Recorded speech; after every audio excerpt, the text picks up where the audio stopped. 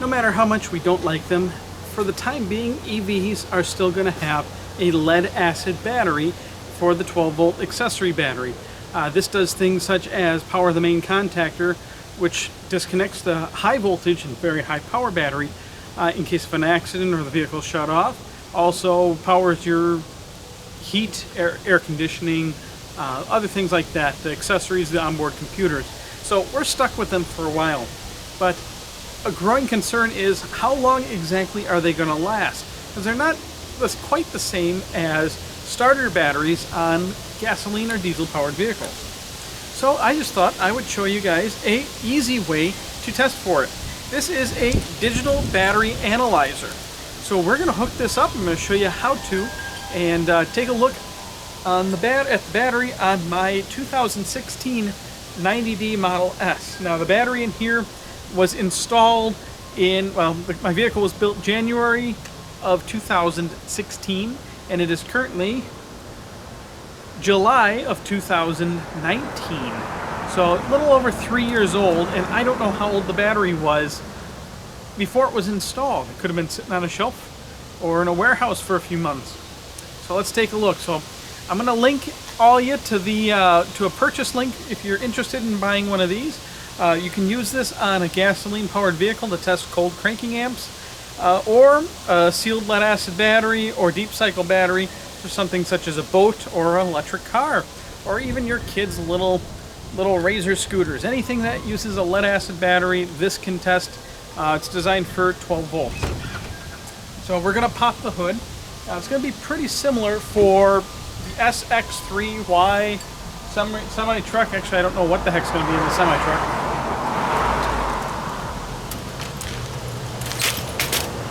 So you gotta find, that was Adele's Army Duck. So you have to find the 12 volt terminals. Now depending on the year or vehicle, those terminals can be in different areas. If you have a 2012 or 13 or early 14 Model S, the positive terminal is going to be right behind the nose cone, and the negative terminal is pretty much anything that's clean metal that you can clamp onto. Mine is a 16, so for me, the terminals are back here underneath a plastic sheet. So on this one, we're going to pop it off, set aside, toss it over on the grass. Let's move you all a little closer now. So on this specific one, okay, we have the fuse box here. This is the positive terminal is right here, negative is right here. So I'm going to open up the fuse box, even though Tesla doesn't label anything because they don't want owners actually able to fix their own vehicles. Okay, so we got the positive terminal, we got a negative terminal. Now, we're not going to touch the negative terminal at the moment. We want positive, and then we want to do the other connection to the chassis. So let's see. This nice aluminum bar there, but I'm going to have to lengthen things up.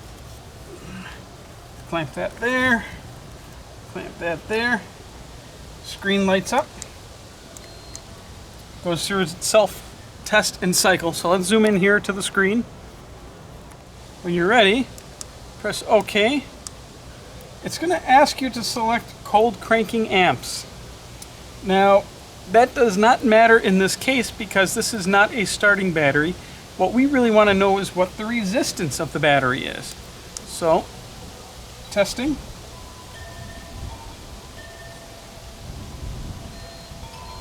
Wow.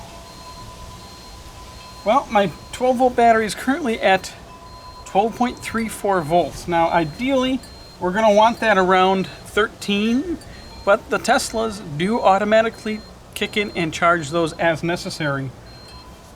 The big number is how many milliohms resistance of the battery. This is basically your wear gauge. If the ohms get too high, or milliohms get too high, there's too much resistance in your battery.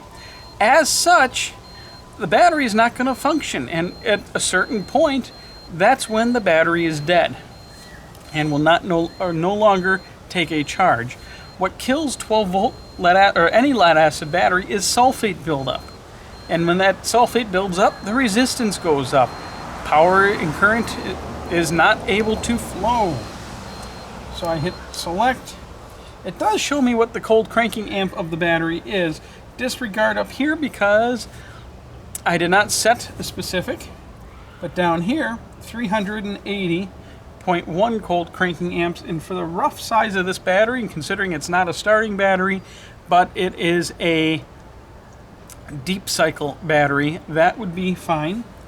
Going back to the resistance, considering I'm clamped onto the body work there. Other one on here, and we're not connected directly to the battery. We're at 6.59 milliohms. That is pretty good. Chances are, if we were connected directly to the battery, which is doable, for me, I would have to pull the frunk out. So if I pulled the frunk out and actually got direct access to that 12 volt battery, we could get a much better reading. I would seriously consider planning a replacement of your 12 volt battery if the resistance is starting to read higher than 10 or 15 milliohms. And you could probably get functional life out of it up to about 30.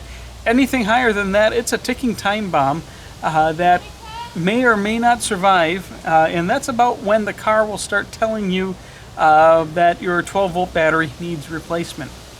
So this is just a quick and dirty, easy way to check the condition of your 12 volt battery without even having to remove it from the vehicle. Once again, if you're interested in buying one of these buggers aren't too expensive and they're very useful. Use it on your lawnmower battery. Use it on, if you still have a gas car, you can check that battery. Use it on your kids' Power Wheels.